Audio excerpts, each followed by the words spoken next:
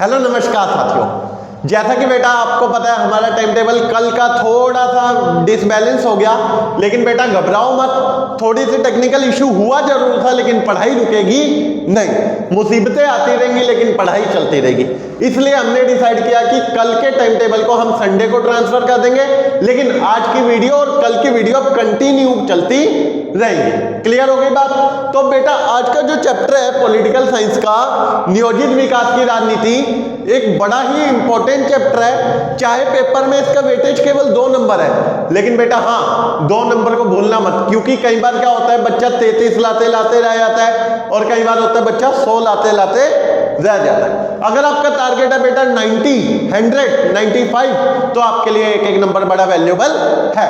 और बेटा अगर इस वीडियो को पूरा देख लेते हो तो मैं गारंटी देता हूं इस 2 नंबर को आपके कोई नहीं काट पाएगा, क्योंकि एक एक पॉइंट एक्सप्लेन कर दूंगा इस वीडियो में। और वीडियो बहुत लंबी नहीं रहेगी, केवल 12 से 15 मिनट तक रहेगी। तो बेटा बिल्कुल भी स्किप मत कीजिए और चैनल को सब्सक्राइब कर लो, वीडियो को शेयर कर दो और लाइक कर दो। तो जल्दी से शुरू करते हैं बेटा इसको। ये चैप्टर बेटा जो शुरू होता है वो हमारा शुरू होता है पॉस्को प्लांट से। किससे बेटा? पॉस्को प्लांट से। अब कहेंगे सर ये पॉस्को प्लांट के, पहले तो बेटा हमें पॉस्को प्लांट से भी पहले एक चीज समझ लेनी चाहिए, आखिरकार सर ये नियोजित विकास क्या है। देखो जब भारत आजाद हुआ, क्या हुआ? जब भारत आजाद हुआ तो भारत के आजाद होते ही बेटा, जब भारत आजाद हुआ तो भारत के आजाद होते ही हमारे सामने एक समस्या थी। क्या?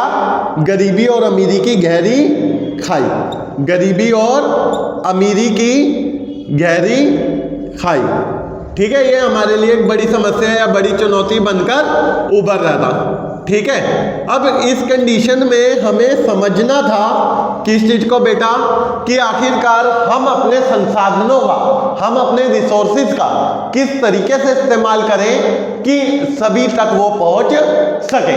उसी को क्या कहा गया बेटा? नियोजित विकास कहा गया। तो किस तरीके से हमने नियोजित विकास की राजनीति को चलाया, उस चीज को हमें क्लियर करना है इस चैप्टर में। क्योंकि देखो बेटा जब भारत आजाद हुआ था उस टाइम पे बेटा ये 1947 में हुआ था भारत आजाद। उसी टाइम इससे 2 वर्ष पहले यानी कि 1945 में क्या शुरू हुआ था? कोल्ड वॉर शुरू हुआ था। अब हमारे सामने चैलेंज था, क्या? 2 प्रमुख विचारधाराएं, 2 प्रमुख इकोनॉमिक आइडियोलॉजीज दिखाई दे रही थी। एक कौन सी थी बेटा? एक थी पूंजीवाद। कौन थी? पूंजीवाद। और दूसरी थी समाजवाद। तो आखिरकार सर भारत ने क्या किया? भारत ने इसका क्या रास्ता अपनाया? इन सब सवालों के आंसर जानने के लिए बेटा वीडियो को कंप्लीट जरूर देखना। क्लियर हो गई बात? तो चलो शुरू कर देते हैं। सबसे पहले बेटा हम आ जाते हैं यहां से पॉस्को प्लांट पे। किस पे? POCSO plant. बेसिकली बेटा ये एक कोरियाई कंपनी थी। कहां की थी? कोरियाई कंपनी थी, जिसे एक तरीके से हम बात करें कि ठेका दिया गया था, जिससे कोलैबोरेट किया गया था कि भारत में जो उड़ीसा में बेटा एक जिला है जगतपुर जिला। कौन सा? जगतपुर जिला। ठीक है, जगतपुर जिला। तो उस जिले के जितने भी रिसोर्सेज हैं, जितने भी खनिज हैं, उनको निकालने का ठेका एक तरीके से इन्हें दिया गया था। एक कोलैबोरेट हुआ था भारतीय सरकार और इस कंपनी के बीच। लेकिन अब एक चीज सोचो बेटा, अब इस एरिया के जो मूलवासी हैं, कौन है? आप कहेंगे सर मूल निवासी। मूल निवासी का मतलब जानते हैं ना बेटा? मूल निवासी का मतलब क्या होता है? वो लोग जो उधर बहुत सालों से रहते आ रहे हैं, तो उन्हें विस्थापन का शिकार होना पड़ेगा। विस्थापन का शिकार का मतलब क्या है? अपनी जगह छोड़कर जाना पड़ेगा। क्या कोई चाहेगा अपनी जगह छोड़कर जाना? बिल्कुल नहीं चाहेगा ना। हर कोई चाहेगा कि जिस जगह पर रह रहे हैं उसी जगह पर हम रहते रहे। क्लियर हुई बात? तो उन्होंने क्या किया जी, इस कंपनी का, ये जो पॉस्को प्लांट है, इसका विरोध शुरू कर दिया। ठीक है, क्या शुरू कर दिया बेटा? विरोध करना शुरू कर दिया, यानी इस कंपनी के अगेंस्ट काम करना शुरू कर दिया। क्लियर हुई बात? इस कंपनी को लगाने में बेटा कॉस्ट कितनी आई थी? 12 लाख अरब डॉलर। कितनी? 12 लाख अरब डॉलर की कॉस्ट आई थी और इसे 2005 में लगाया गया था। लेकिन बेटा एक समस्या थी, क्या? कि कोई भी मूलवासी और जितने भी पर्यावरणविद थे, पर्यावरणविद का मतलब समझते हो ना, जो पर्यावरण की रक्षा के लिए काम करते हैं। तो जितने भी थे उन्होंने क्या किया, इस कंपनी का विरोध करना शुरू कर दिया। तो कंपनी टिक नहीं पाई, क्योंकि देखो नॉर्मल सी बात है बेटा, मूलवासी जो जहाँ पे रह रहे हैं वो अपनी जगह को छोड़ने को तैयार नहीं होंगे। और आखिरकार कंपनी कितना लंबा इंतजार करती।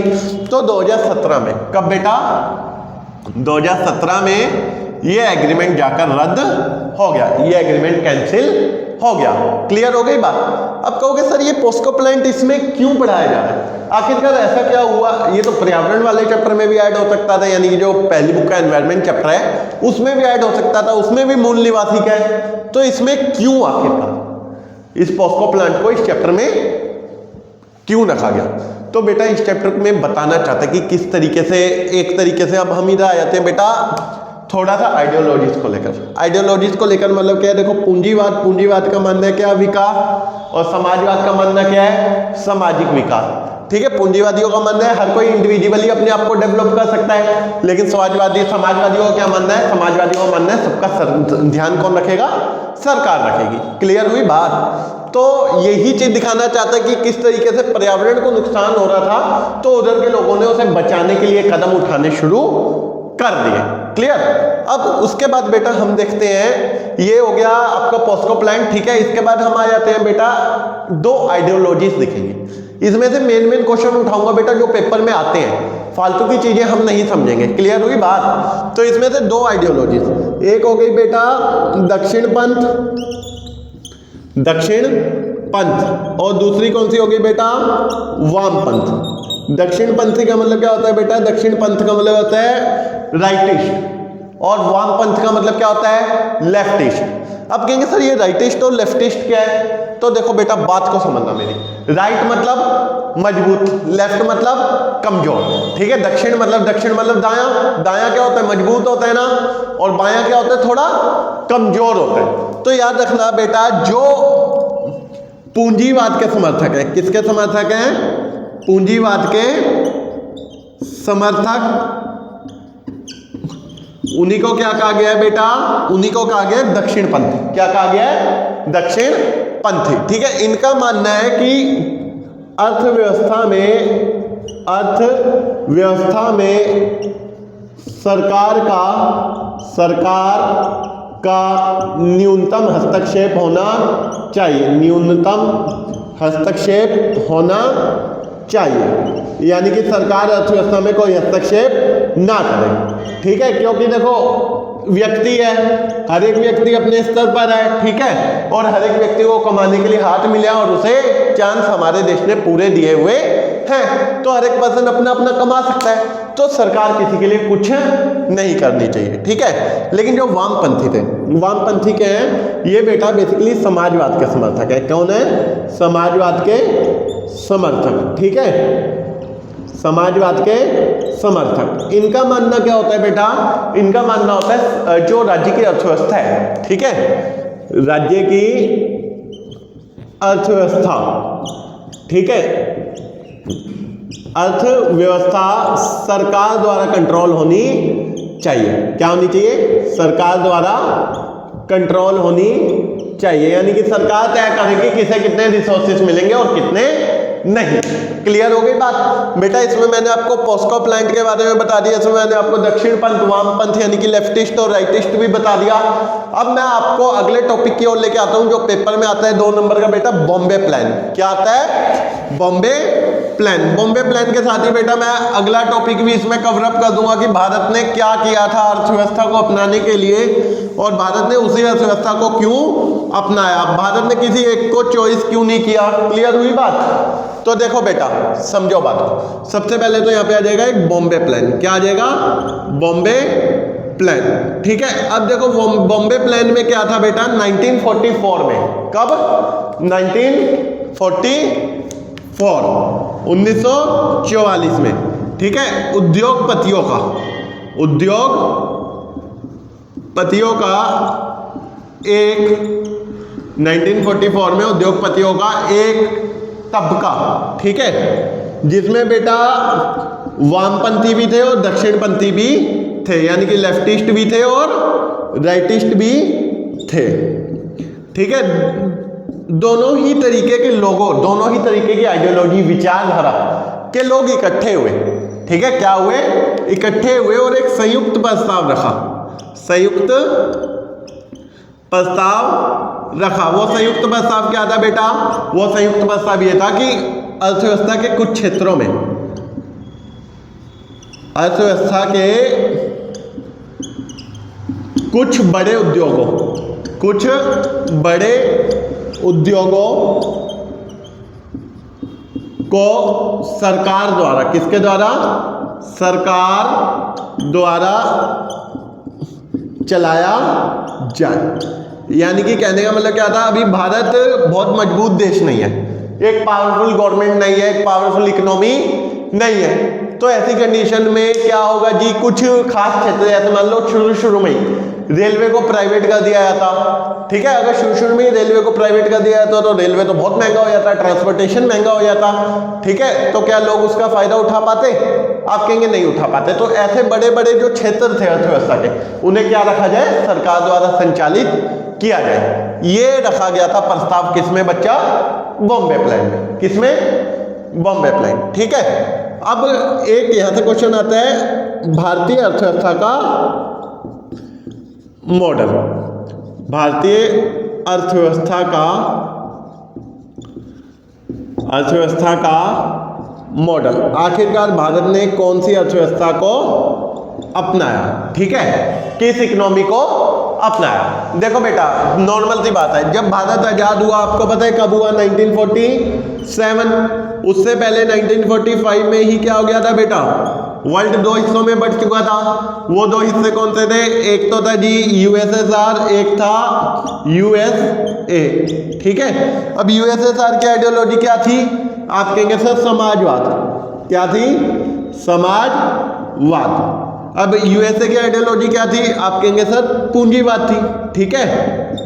अब ऐसी कंडीशन में बेटा हमारे पास एक तो ऑप्शन था हम समाजवाद को अपना लें, एक ऑप्शन था हम पूंजीवाद को अपना लें। अगर दोनों को में से किसी एक को अपनाते तो क्या रिजल्ट मिलता हमें, वो सोचने वाली बात है, ठीक है। देखो अगर हम समाजवाद को अपनाते, ठीक है, तो हमारे देश में हम लोकतंत्र को स्थापित नहीं कर पाते, क्योंकि लोकतंत्र का मतलब क्या होता है, जनता के हक जनता को मिलेंगे, जनता अपनी मर्जी से कार्य करेगी, एक्चुअल में लोकतंत्र का मतलब यही होता है। लेकिन अगर हम समाजवाद को अपना लेते तो अर्थव्यवस्था और हर एक चीज सरकार द्वारा संचालित होती। अब जो बड़े बड़े लोग हैं, क्या उनके बच्चे प्राइवेट स्कूल में पढ़ पाते, नहीं पढ़ पाते। अब कोई अमीर स्कूल का बच्चा हमारे स्कूल में आ जाता, सरकारी वाले में, भैया उसे बोरा में पैक करके ले जाते, और बोरा में पैक करके लेके जाके क्या बोलते, अरे अंकल जी भेज दीजिए, लाख रुपया भेजिए, अपना बेटा को ले जाइए, है ना। तो क्या हो जाता, मामला गड़बड़ा जाता। अब जो अमीर लोग हैं भैया, उन्हें तो अपनी सुविधाएं चाहिए, क्योंकि उन्होंने पैसा कमा रखा है, तो फिर असल में हम डेमोक्रेटिक कंट्री को नहीं बना पाते, है ना। लेकिन अगर पूंजीवाद को अपनाते तो पूंजीवाद को अपनाने का भी एक खतरनाक रिजल्ट हमें देखने को मिलता, क्योंकि हमारे देश में गरीबी बहुत ज्यादा थी। तो इससे क्या होता, गरीब और ज्यादा पिछड़ जाता। इसलिए भारत ने दोनों अर्थव्यवस्थाओं को त्याग कर एक नया मॉडल अपनाया, मिश्रित अर्थव्यवस्था का। किसका, मिश्रित, क्या लिख दिया मैंने, एक सेकंड।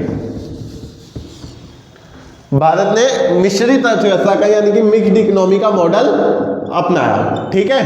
मिश्रित अर्थव्यवस्था यानी कि देखो, मिश्रित अर्थव्यवस्था वो अर्थव्यवस्था होती है जिसमें दोनों सेक्टर्स का ध्यान रखा जाए। अब दोनों सेक्टर्स कौन से, जैसे देखो बेटा, भारत ने एक जगह पे दिया प्राइवेट स्कूल्स को। अगर आप कोई अमीर का बच्चा है तो वो प्राइवेट में ही पढ़ना चाहता है, उसे सारी सुख सुविधाएं चाहिए जी, एसी चाहिए, ठीक है, XYZ सारी सुविधाएं चाहिए, तो उसके लिए प्राइवेट स्कूल है। लेकिन अब कोई है गरीब है, ठीक है, वो नहीं पढ़ सकता, वो फीस पे नहीं कर सकता, तो उसके लिए गवर्नमेंट स्कूल भी बहुत बेहतर कंडीशंस में दिए गए हैं। क्लियर हो गई बात। तो हमने दोनों तरीकों को मिक्स कर दिया, इसी को क्या कहा गया, मिक्स्ड इकोनॉमी कहा गया, ठीक है। इंडिया ने ना यूएसएसआर को फॉलो किया ना यूएसए को फॉलो किया, दोनों के अर्थव्यवस्थाओं को मिला दिया और क्या बनाया, एक मिक्स्ड इकोनॉमी को बनाया। क्लियर हो गई बात बेटा। अब उसके बाद बेटा हमें इसका जो लास्ट टॉपिक समझना है, क्योंकि देखो बेटा 2 नंबर का है, 2 नंबर को हम 10 से 15 मिनट में कवर अप कर लें, उससे बेस्ट कुछ नहीं होगा, है ना। और इस चीज की भी गारंटी देता हूं बेटा, जितने टॉपिक बता रहा हूं इनसे बाहर कुछ आएगा भी नहीं, ठीक है। तो देखो बेटा, सबसे पहले हम देख लेते हैं क्या, जैसा कि मैंने आपको बताया, क्या अब आएगा इधर से हमारा FYP। अब सर ये FYP क्या है, इसे हिंदी में कहते हैं बेटा पंचवर्षीय योजना। क्या कहते हैं? पंचवर्षीय योजना। FYP का मतलब होता है बेटा 5 ईयर प्लान। क्या होता है? 5 ईयर प्लान। अब इसका मतलब क्या है बेटा? देखो जो गवर्नमेंट होती है, क्या होती है? गवर्नमेंट होती है, वो क्या करती है बेटा? जैसे ही सरकार बनती है आने वाले 5 साल की प्लानिंग कर लेती है कि आने वाले 5 साल में हम ये काम करेंगे। इसी को क्या कहा गया? FYP कहा गया। तो ये FYP का मॉडल हमने किस देश से अपनाया था? तो आप सब कहेंगे सर हमने इसे सोवियत संघ से अडॉप्ट किया था। किससे? सोवियत संघ, यानी कि USSR से अडॉप्ट किया था। अब क्या सर ये जो प्लानिंग करता था वो सरकार बैठ के करती थी? नहीं बेटा, इसके लिए ना हमने एक अलग से बना रखा था योजना आयोग। क्या बना रखा था?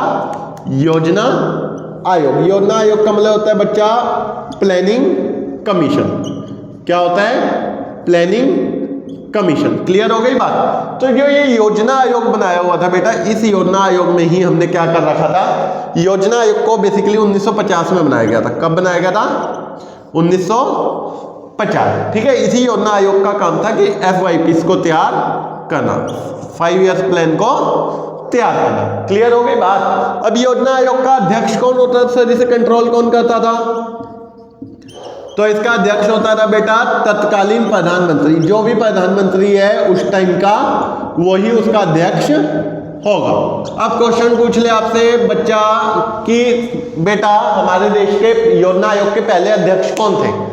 तो आप बड़ी आसानी से बता देंगे। पहले प्रधानमंत्री कौन थे? PT नेहरू, पंडित जवाहरलाल नेहरू। तो योजना आयोग के पहले अध्यक्ष भी कौन रहे होंगे? पंडित जवाहरलाल नेहरू।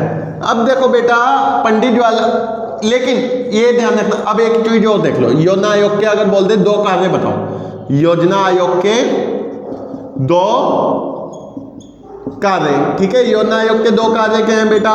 तो सबसे पहले आप बता देंगे सर संसाधनों का अनुमान लगाना। भारत में जितने भी संसाधन है, ठीक है, संसाधनों का अनुमान लगाना कि आखिरकार कितने संसाधन भारत पे हैं, उस चीज को कौन देखेगा?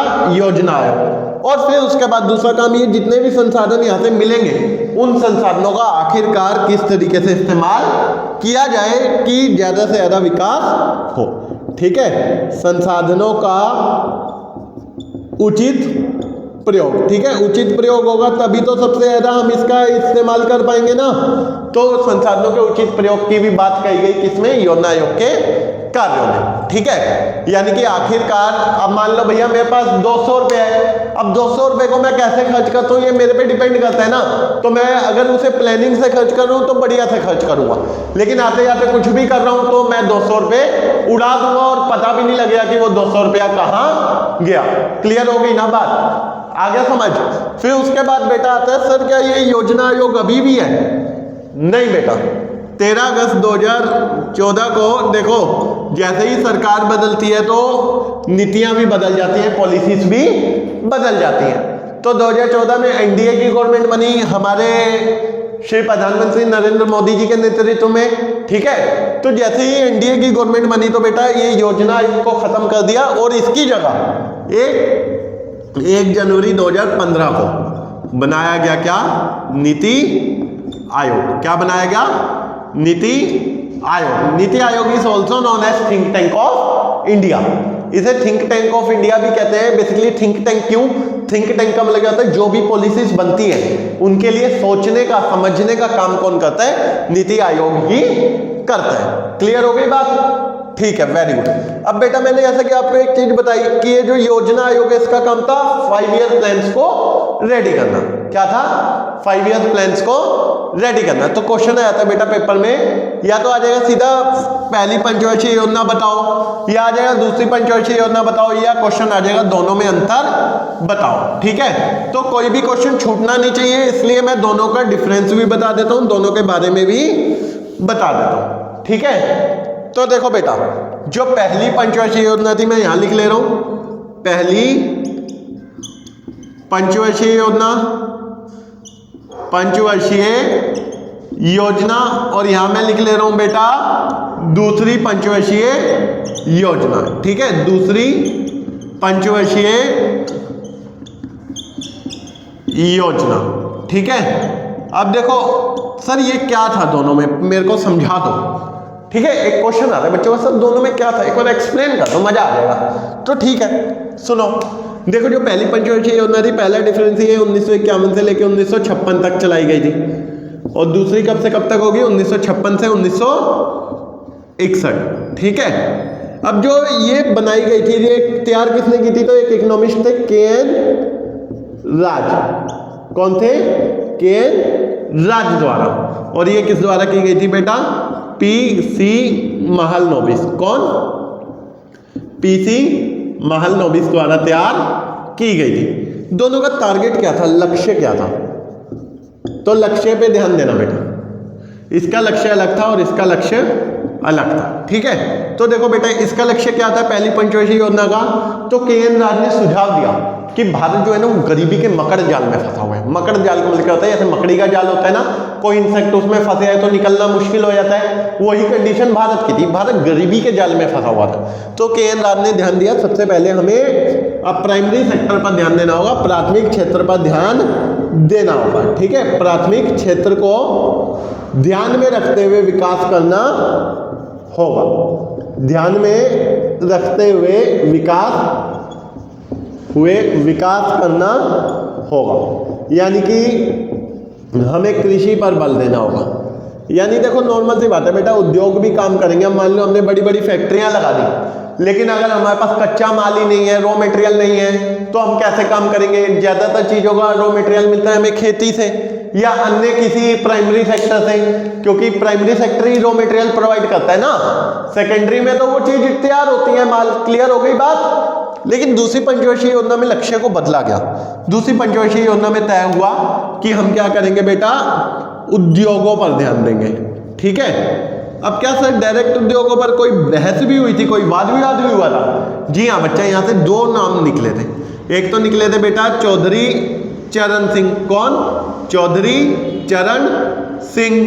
और दूसरा नाम निकला था बेटा यहाँ से किसका, दूसरा नाम निकला था यहाँ से चौधरी चरण सिंह के साथ साथ जे.सी. कुमारप्पा का। ठीक है, अब जो ये चौधरी चरण सिंह थे ये किसान नेता थे।